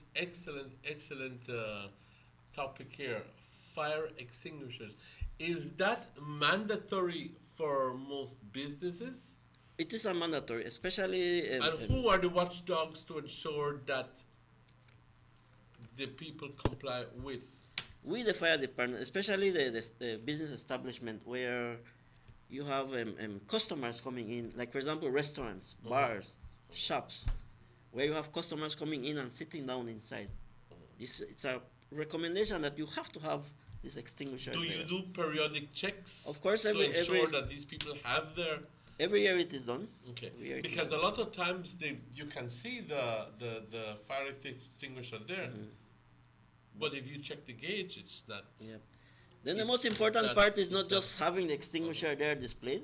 The most important part is being able to use it. Being when it able is necessary to to use it, right? Because if you check the gauge, it says, please charge. Yes. You say over recharge or recharge or exactly, right? Or you need charging. And then we have people that they have the fire extinguisher there. It happened many times where a fire starts, and instead of just grabbing the extinguisher and try to extinguish the fire, they run away from the fire. That means that person never knew how to use the extinguisher, and that extinguisher could have prevented this structure from burning. Understand? So having an extinguisher just because the fire department requires it, but it's for your safety for you, your structure, and your customers. So according to you, sir, every business where banks and restaurants and stores must have a fire extinguisher in their business. It's a law. And even schools. Of course, schools have to have that also, because remember, the kids are there. They're there, let's call it 8 hours, 6 hours, whatsoever. Their next home. Yep. That's your next And home. that's why Is that part of the requirements? I'm insisting on this because I don't see as many as I would like to see out there. As a matter of fact, today, I want to take Millie walk down to see if I can see some. I will tell you. You're going. I'm going. It is mandatory, and the government, especially on schools, they're putting it also in place, where the schools have to have to do a fire evacuation drill every year now. So it's becoming mandatory, and it is good. So because that prepare the kids and the teachers what to do in case of a scenario of a fire or whatever. What position does it put one in? Tenemos un vecino, pero ellos no tienen luz. Ellos quieren poner una extensión. They want to put an extension from your house to make them get light enough for their house. Is there an issue with that? Well, to me, the first biggest issue would be BL, the electrical company, right? Secondly, I think it's against the law to do something like that. And thirdly, if BL authorized something like that, then you will need to get to a professional electrical person to do that. Make sure you have the correct gauge out. But there was a scenario just recently with exactly that situation. Although and I was listening to what you were going to say after that, because I know that the person was getting a drop from the neighbor, and they didn't label it as something against the law, but they were not stealing electricity, in other words, from the post. It was just a benevolent gesture from the neighbor, but still potentially, hugely potentially dangerous, like you said, because generally just one lead connection from an outlet that can become overcharged, overheated, and the person kick up refrigerator, washing machine, television, and all of a sudden the wires, there are only certain ohms in resistance, and it heats up and burns. I say, I wonder why it catch fire. You get overloaded. Obviously, man. Obviously, man. It get overloaded. Yeah. So people need to be vigilant there. Of course, they have to be. Well, first of all, it's against the law to do something like that, right? But some people like to. You might not give electrical supply to the neighbor, but you do it, like, for example, from your house to your kitchen. Yeah, they right? have that as well, yeah. It's just like if you're supplying your neighbor also, but it's just as in the kitchen, you might just have a light or Run a little line, man. Yes. You know, drop. Then we are seeing some scenarios where people just run the wire top of a zinc roof. You know, the zinc reflect that heat from the sun. It gets very, very hot. You know? The next point is, like for example, the butane. We recommend that you keep your butane tank outside of your house, but then we recommend to use the copper tubing instead of the rubber normal way people use, because, like for example, in this weather right now where the sun is very hot, you tend to crack that hose, and you cannot see it. Yes, it will dry it. And that's a rubber one. Yes, like the normal garden hose that normally we use. It is not recommended because the weather changes. Our country here, our region, then weather changes very often. So morning is very warm, cool. Podemos decir esto en español porque esto es de mucha importancia. Lo recomendamos especialmente en las casas que mantener el cilindro de gas botano afuera de la casa, primero. Segundo, el tipo de manguera que se use, que no sea ese uno de nylon o plástico, que no sea el de nylon y plástico, que no sea la manguera esa, que sea el de cobre. Hay uno de cobre, hay uno que viene protegido con un metal como este que tiene arriba, porque la temperatura que tenemos aquí en Belice es demasiado seco, entonces esto tiende a rajar la manguera, entonces empieza a salir el gas de ahí y no nos damos cuenta por la brisa que hay afuera, pero esa manguera también se raja por dentro. Tú te vas de viaje un día, 2 días, cuando tú regresas, lo primero que haces cuando abres tu puerta es la luz. En esos 2 días ese gas se acumula dentro de tu casa. Ha sucedido varias veces, hemos tenido 2 ocasiones aquí en Nueva York, hemos tenido ocasiones donde la persona luego viene, pone el switch de la corriente y boom, una explosión grande. Ha sucedido aquí, hemos tenido 2 ocasiones de eso. Recomendamos que si lo tienes y lo cambies al de cobre. It's not expensive. No, que va a ser caro. Y es mucho más seguro. El de cobre no tiene forma de rajarse. Así que a menos de que vayas a propósito a doblarlo. Pero son precauciones, compañeros, que precisamente por eso trajimos al señor Medina, que nos hable acerca de cómo evitar esas situaciones cuando nosotros mismos sin darnos cuenta estamos creando las situaciones. Superintendent Chi was here right before the Easter holidays, and he was talking about the charging of cell phones and devices in your house and leaving those chargers plugged in. That is quite dangerous. Also, we might not see it that way because it's a small item or whatever, how we call it. If you left it on plug in, the current is still flowing inside that charger, and that charger is getting hot and hot and hot. You leave it 2-3 days, that charger could start to melt. The casing is plastic. That start to melt down. It could create a fire. But even these phones, when you overcharge them, they get overheated. Yes. We can see many of those things on Facebook or whatsoever we call it, where a phone explode on your pocket or stuff like that because the battery is very, very hot. So we have to be careful when we are using those things or when you are charging it or when you put it for charging. And the scenario is that perhaps you leave the phone in the kitchen with a faulty cylinder. That's the worst one. That's the worst one. Just like if you go to the gas station where you see that you're not supposed to use your phone there. It's just like if you are on your house. Right? The other scenario I have seen is where you are charging your phone and you are on your bed. You just pass sleep and your phone is right there on top of your mattress. The phone is getting hot and hot and hot, and you forget to unplug it on the night. So when you get up and you remove your phone, you touch your mattress, you feel it very hot. You know, and if you go out of Frogedale levels for 2-3 days, it might ignite. You might come back and just find ashes. Yes, right. One of the things that I can recall many years ago that the fire service was a one-man show. In other words, there was only one person in charge of the fire service who was paid, perhaps. I remember with Mr. Nayo, I remember a number of people who would be there as volunteers. In other words, Mr. Kashantu. It was very strictly volunteer. That's not the scenario now. Although you do need a lot of people volunteer to help to go out a fire, especially if it's a big fire. You know? And I recall that there was even training for those volunteers. People who would say, tell you what, I'm not alone for between the hours of 6 and 8, so I can volunteer to help you in case there's a fire. Who mans the National Fire Service right now? Is it on a paid basis? How do we stand out in Central America in that regard? And do we still need volunteers? Well, first of all, the fire department have been developing itself in hiring more personnel. Right now in the Orange Walk fire station, we have 11 paid staff members, including myself. We work in 3 different shifts, 8-hour shift, 8 to 4, 4 to 12, and 12 to 8. So there's person working the 24 hours then. So there's 4 persons working with one person? We'll call it 3. We'll call it 3.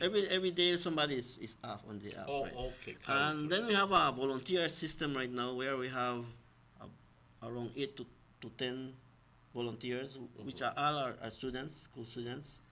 And they are brought in every Tuesdays and Thursdays from 5 to 6 for training. What we do with the volunteers is that we train in the basic things on firefighting, because we won't push them inside on the front line, right? We will use them for assist us. Like for example, if we are inside a structure and we need a hose, we need this or we need that, then you are the runner. You are the runner, right? That's what we use the volunteer for. Instead of having a firefighter from inside taking out to go look for a hose to the truck, that's why you have the volunteers. And we appreciate the service that they provide to the fire department, and we recommend to any person who wish to be part of the volunteer system to come to the fire department and let us work together, because that minimize our work and make our work more efficient, having volunteers. Because when we go to a fire scene, a lot of people want to volunteer themselves, but they don't know what to do. So instead of helping us, they are creating a problem to us. You understand? Because some people just run to the fire truck, grab a hose, throw it down the ground, and they don't know what to do. But the volunteer already know what to do, what to follow through. If you haven't manned a hose that is pumping 100 gallons per minute, you'll be up for a big surprise. Because that hose can actually throw you down, easily throw you down. I saw that once with Roberto Wong fire on Queen Street. A young man decided that he wants to help, and as soon as he got the hose, he was thrown back, and he didn't have the physical strength to do that. It was a big hose, 100 gallons per minute. The man couldn't hold up, and he wasn't exactly a small person, but he was. You need 2 or 3 people to stand in position. That's why it's very important that if you want to assist, become part of the National Fire Service. You will be assigned with uniform, you will be assigned with the proper training. So in case of scenario. Safety equipment. Do you have all the vests, and do you have all the uniforms and all the boots and all the, because at the end of the day, you all need to protect your lives first and foremost, because it makes no sense to you go out of fire and risk your lives or end up killing yourself because of that. How are you with vests and all of this? Presently, we are on the, I would say, the top of the mark. We recently get donated our fire kit from the U.S. Embassy, which we appreciate a lot. We also get the most recent tools for road traffic accident, where is a person trapped inside a vehicle or something like that. You have the capacity of ripping that vehicle. Like for example, lately for I think it was Christmas time, when the mayor from San Ignacio was involved in an accident with a taxi driver here. Right? We respond there, and this person was trapped inside. We wanted to take him out and send it to the ambulance to Belicita, and there's the gentleman, thanks to God, that he make it back. Good. And we are very, very well equipped on things like that. What we would like to see, if anybody could assist us, is a fire truck. It's a fire truck. We got the proper equipment, we got the proper training, we got the proper technique for do our job, but we don't have the proper truck with the amount of capacity of water that we need. We already heard, ladies and gentlemen, that the truck can only take 300 gallons? Yes, 350, 450. If anybody out there listening to us and have some connection or a way to assist us, let us try to work out for fire truck, a bigger truck, a bigger capacity. You know? And it's for all of us. It will be a happy fireman to respond with a fire truck with 1,000 gallons or 1,200 gallons of water behind your truck. And when you see a house on fire, you start to fight fire, and you don't have to worry that your water will done, and you have to leave the fire scene to go full up to the hydrant and come back again. May I ask you a question, sir? Are there any restrictions on the size of truck that we may be able to get? In other words, 1,200 gallons, I don't know, but water is heavy. Are there any road restrictions? Not really. It doesn't have to even be a fire truck. It could be like, for example, a Bozer. We call it a Bozer. Like, for example, that truck where Public Works have. That truck there, I think that truck have a capacity of about 2,500 gallons or maybe. You know, when you have a Bozer, you send the fire truck first to the scenario, then you send your Bozer. When the Bozer reaches the Bozer connect to the fire truck. It's easy, as easy as that. So the Bozer will do the work for you? Of a fire truck, because you have already a pump here. So the Bozer will just send his water from the truck to the fire truck, and then as simple as that. It doesn't have to be a fire truck neither. It could be a Bozer, just like the one, like, for example, Public Works have.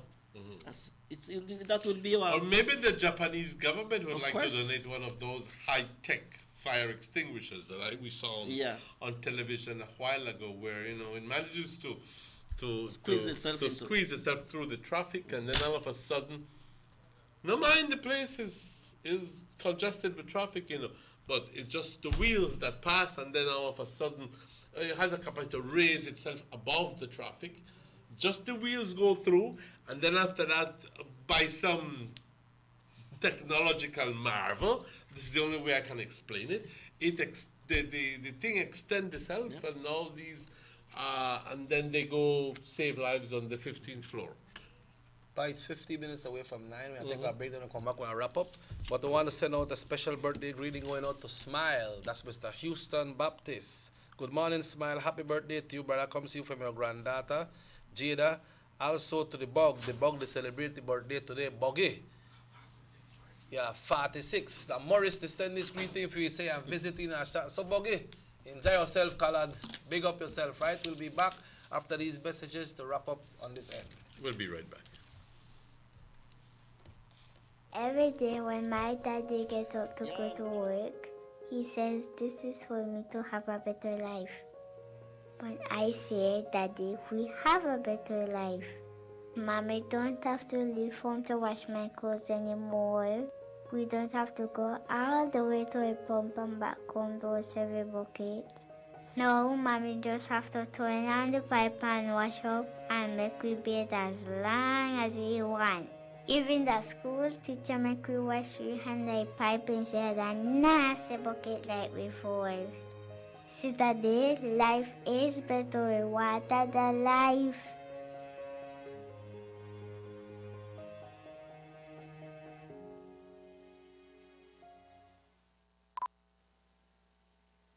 Motor 5.0, 4 válvulas por cilindro. Todos quisiéramos una. Como que no agarra, ¿no? Siento como que se le pega el balancín. Vamos a darte el aceite que te mereces. Vas a correr como rayo, preciosa. Los que oímos más allá de las revoluciones, hablamos máquina. Rostrands, poniendo el mundo a funcionar. Agente autorizado German Vega y Sons. Teléfono 322-3625. Rostrands. The first two phases of the Hummingbird Highway Rehabilitation Project from the Belmopan Roundabout Junction to Saboon Bridge and Alta Vista Bridge to Dangriga Town has already made a remarkable difference for commuters and residents alike. These first two phases are a $16.5 million investment by the government of Belize. Under this project, the highway is being rehabilitated through improvement of the road pavement to create a safer environment for the public. Improvements, especially in the areas that pose a high risk to motorists, include the introduction of paved road shoulders, high visibility line markings, reflective road studs, bus laybys, and other features that will bring the entire road segment in line with internationally recognized standards. Additionally, the replacement of the existing single-lane bridges will reduce road user risks. These improvements will increase economic, tourism, and agricultural opportunities, further encouraging the social development of Belize, particularly in the south. The government of Belize, moving Belize forward.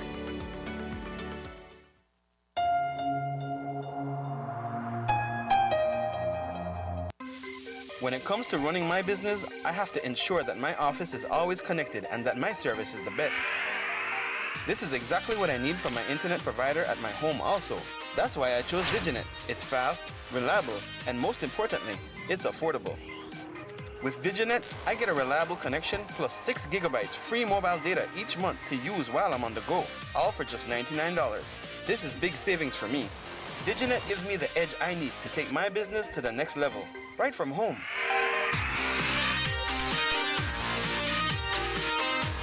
Visit your nearest BTL office to find out more about Diginet and how you can save, just like me.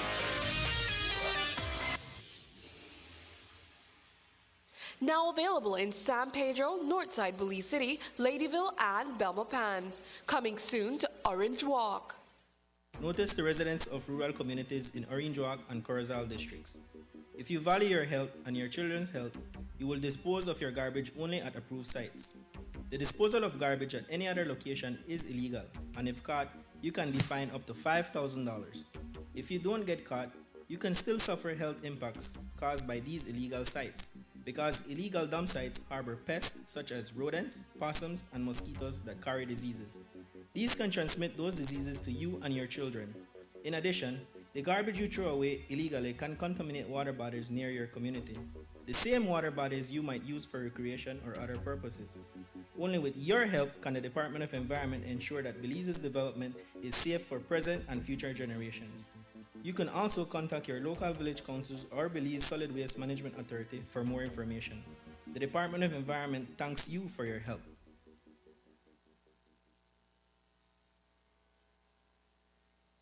Maintaining steadiness, consolidating stability, advancing growth. Our priorities for the budget, fiscal year 2018-2019, are to continue to provide resources for investments in physical infrastructure, mainly roads and bridges, for education and health, for poverty alleviation, and for citizen security and defense. Mr. Speaker, I repeat, we grasp the nettle with both hands. We rise to meet the challenges, and we will overcome them. This year's budget is structured accordingly, and there therefore can and will be no retreat from our signature pro-poor policies. No retreat from Boost and Food Pantry, no retreat from the apprenticeship program, no retreat from the high school subsidies, no retreat from the payment by GOB for students' CXC exams, no retreat from the funding of the second chance opportunities, no retreat from tuition assistance, no retreat from the plethora of full scholarships, no retreat from the construction of new classrooms, no retreat from new rural water supply systems, health posts, and hospitals, certainly in San Pedro, which we hope to fund from a public-private mix, and also from PG. That's the next priority. The government of Belize, moving Belize forward. The sunny days are here, and whether it's for a picnic or in your kitchen, you need the meat. Gillette's Meat Shop proudly offers a variety of juicy cuts such as processed meats, ham, bacon, salami, longaniza, and sugar cure ham, just to mention a few. Enjoy our meats in beef, pork, and mutton. So for that healthy cut your family enjoys, visit us at number 18 San Antonio Road in Orange Walk from Monday to Friday, 7 a.m. to 12 p.m. and 1:30 p.m. to 6 p.m. Saturdays, 7 a.m. to 12:30 and 3 to 5 p.m. Sundays, 8 a.m. to 11:30 a.m. Place your orders at 322-3486 or 322-2175 or even 610-4061. Send us an email at derekgillett31@gmail.com. Gillette's Meat Shop, fresh and processed meats. Ay, qué rico.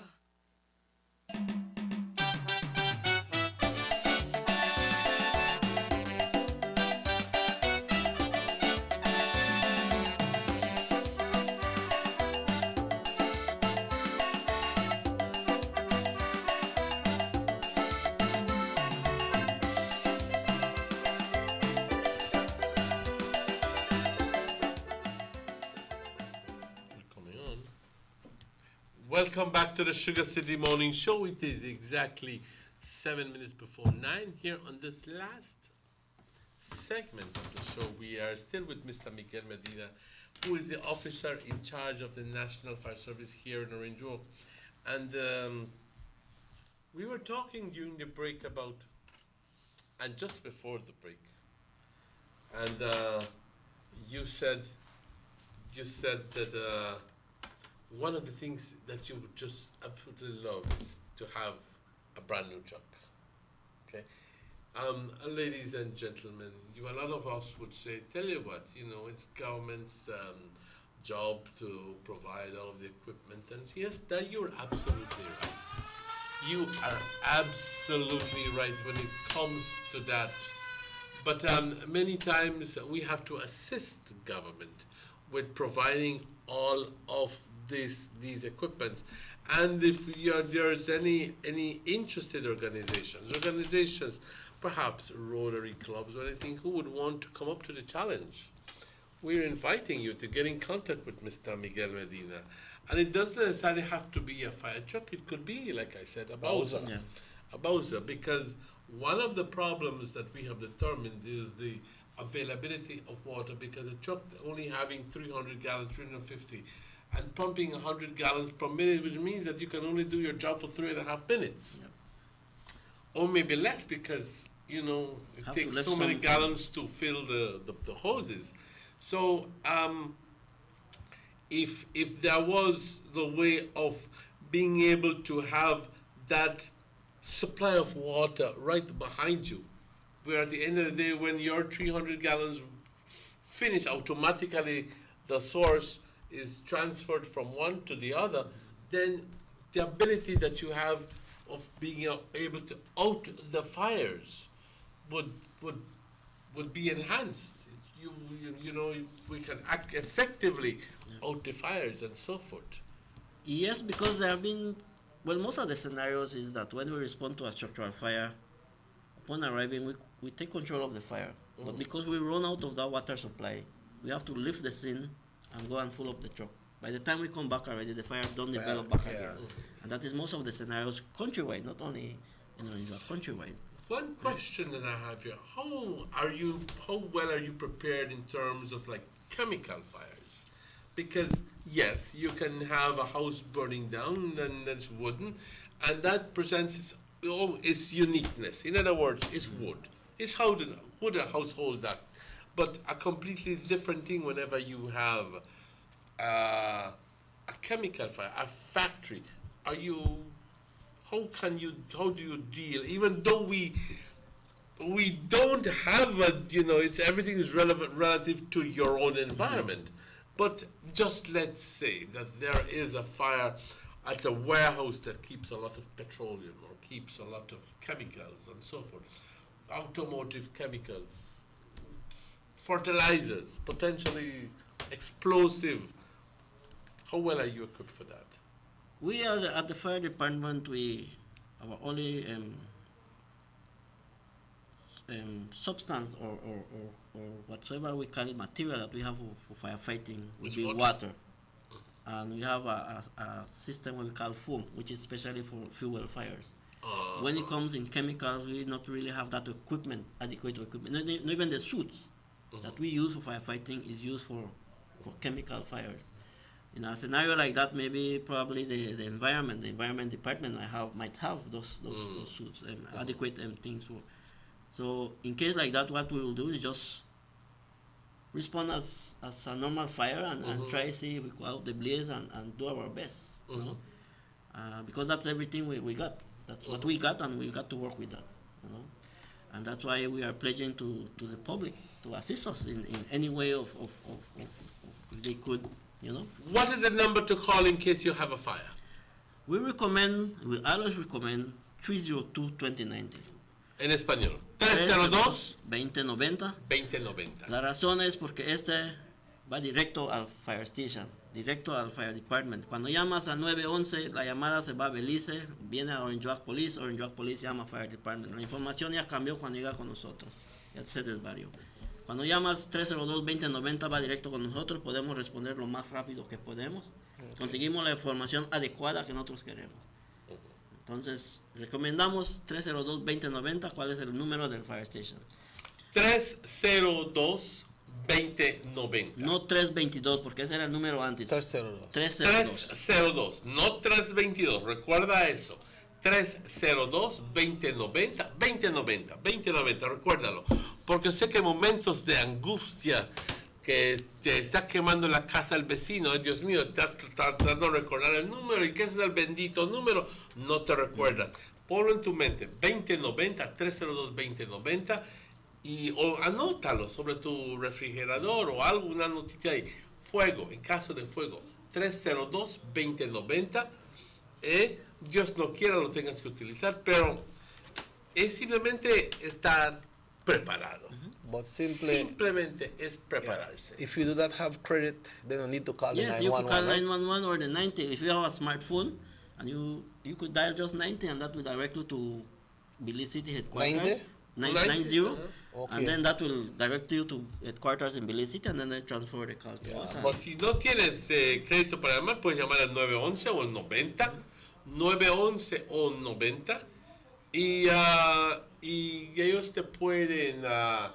That's a free call. Eso es una llamada gratis, claro. Y entonces ellos van a dirigir tu llamada al Fire Service aquí en Orange Walk. Pero si es que tienes capacidad de llamar directamente, 302-2090. A este punto, yo le quiero dar las gracias al señor Miguel Medina por su presencia. I'd like to say thank you for your presence, and not only for your presence, but for the knowledge, useful information that you have shared with us. It's, ladies and gentlemen, we, like what Checky said, normally we run from rain and we run to fire. That's one of the human traits here in Belize, you know?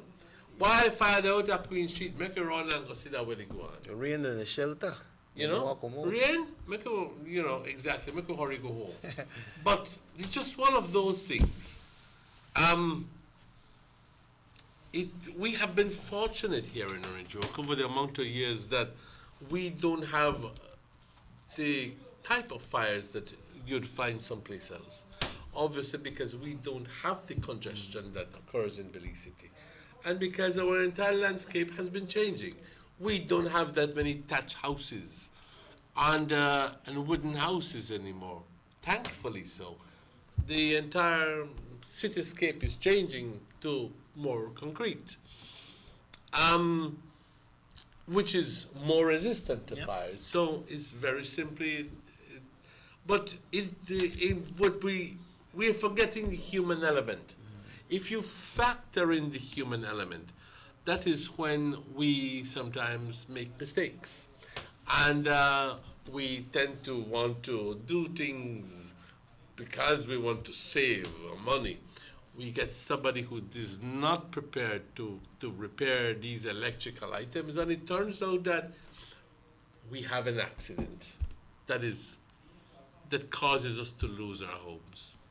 Let's be conscientious. Let's be aware of the fact that we always need to be on precautionary mode. Always.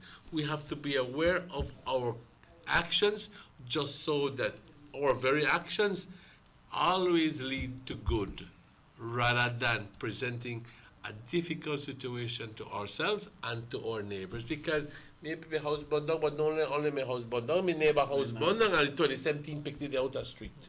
Somebody dead. And somebody dead. You know what I mean? So let's be proactive. Let's be proactive. Let's take the necessary measures to avoid. I'm going to give you this opportunity, Mr. Miguel Medina, now to give your final comments, closing remarks. Well, the only thing I want to say to the general public is that I wish you all a safety summertime that is coming through. Let's just be continue very precautious, and let's keep ourselves safe. And if anybody wants any information on how to do burning or whatever, come to the fire department. Let's communicate. Let's work together as part of the town, and we are there to share our knowledge, and we can also provide you any source of training on how to operate an extinguisher or check your inspection of extinguisher or something like that. We could assist you in many ways. You might not think that we might not be able to assist you, but we are.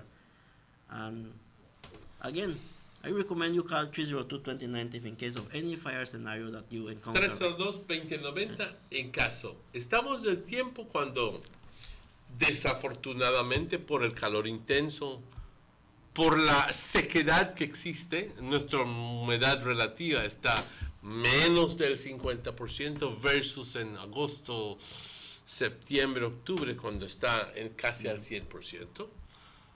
Pero por la sequedad del ambiente, el calor intenso y por los vientos fuertes, pues son las condiciones perfectas para no solo crear el fuego, pero para propagar el fuego.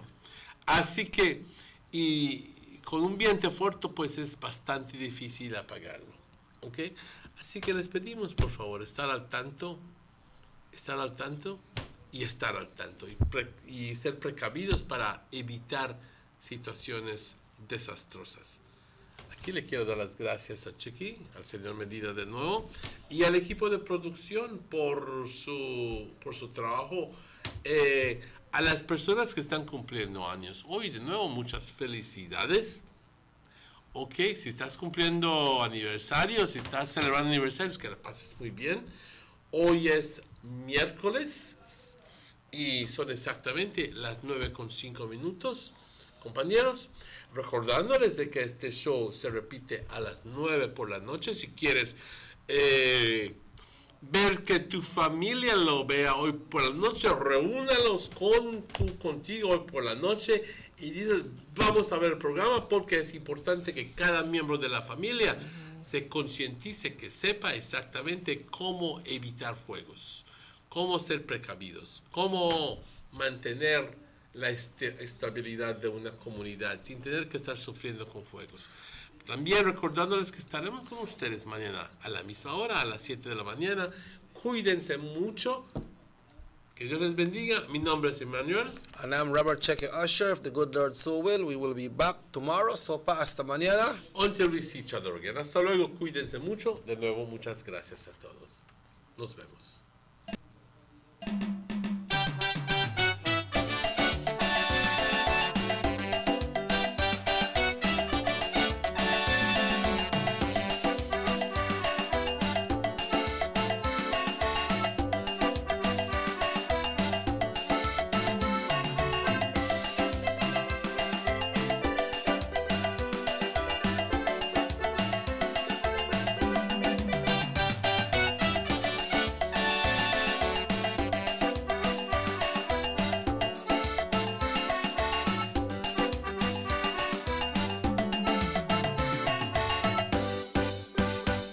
City Morning Show.